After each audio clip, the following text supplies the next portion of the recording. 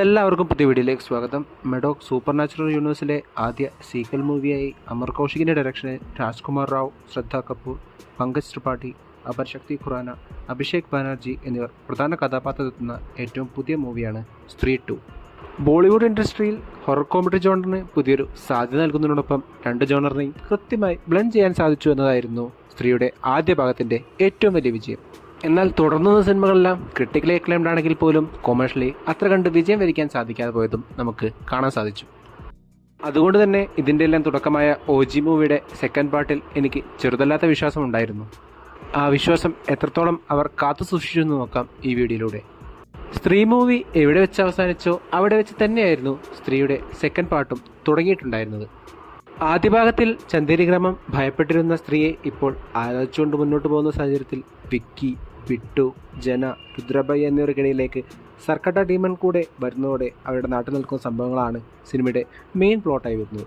ചെറിയ ചില ജംസ്കെയറും മോശമല്ലാത്ത കോമഡി സീനുകളും കൊണ്ടും നല്ല രീതിയിൽ എൻഗേജ് ചെയ്തുകൊണ്ടായിരുന്നു സിനിമയുടെ ഫസ്റ്റ് ഹാഫ് മുന്നോട്ട് പോയിട്ടുണ്ടായിരുന്നത്.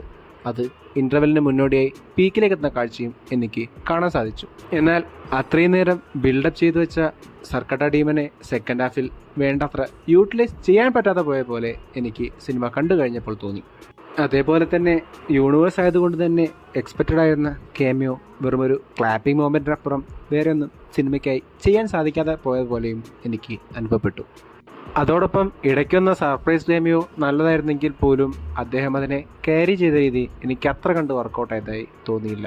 ഇങ്ങനെ കുറച്ച് സീനുകൾ ഉള്ളത് കൊണ്ട് തന്നെ സെക്കൻഡ് ഹാഫ് കുറച്ചൊന്ന് ഡൗൺ ആയെങ്കിൽ പോലും ക്ലൈമാക്സിനോടൊപ്പമുള്ള സീനുകൾ എനിക്ക് വളരെയധികം ഇമ്പ്രസീവായി തന്നെ അനുഭവപ്പെട്ടു.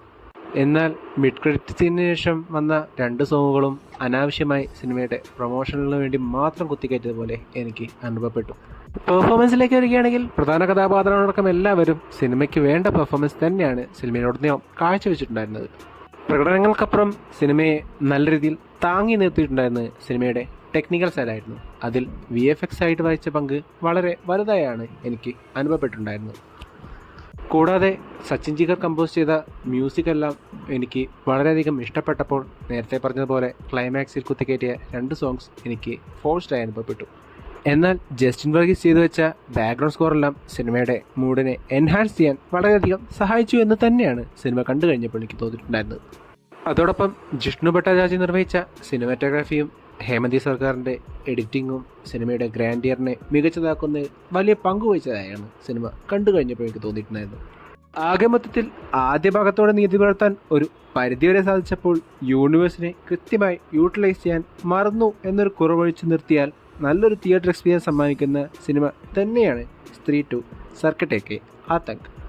നിങ്ങളുടെ അഭിപ്രായം എന്തു തന്നെയാണെങ്കിലും കമൻറ്റ് ബോക്സിൽ അറിയിക്കുമെന്ന് വിശ്വസിച്ചുകൊണ്ട് ഈ വീഡിയോ ഞാൻ അവസാനിപ്പിക്കുന്നു.